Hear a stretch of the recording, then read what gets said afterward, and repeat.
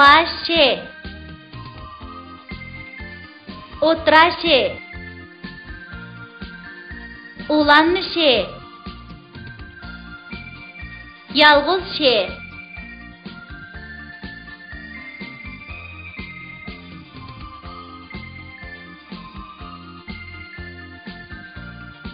Şam yaqıman keçide, şaxta etken öyümde, şamal şamni püylüdi, şam yeni verdi, vil vil vil. Hey balalar, işten çiyip oynanglar, qeyp yalıngaş yırsanglar, çokovalar sireni, bir top çetsiz kuşkaşlar. Bir horun mundaq deydi, yaz bolsa, qish bolmasa, osh bolsa, ish bolmasa. Quyoshga tosh olsam, kechi bo'lib qoldi. Tosh tushib beshimni qonga bo'yaldi.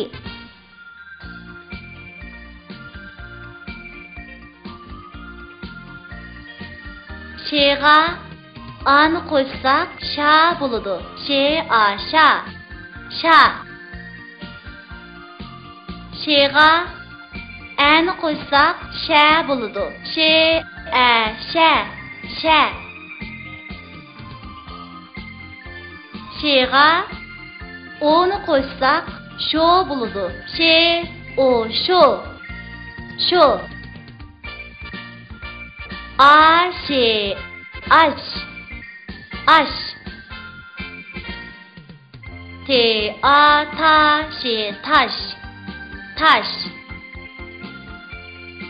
Şe, a, şa, re, şar, şar.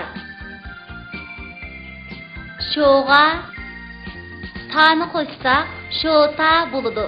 Şe, o, şo, te, a, ta, şota.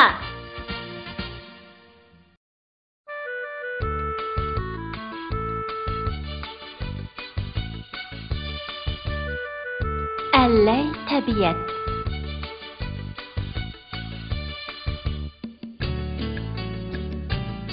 Ey süzük sular, nega mangdinglar?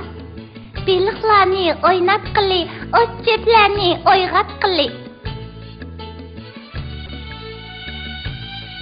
To'laydi kichik, ana deb anini ko'rib katta akilar.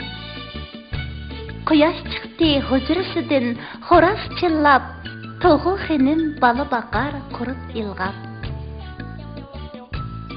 Shamol chiqar, shoxlar sunar, endi qushlar naga qo'nar.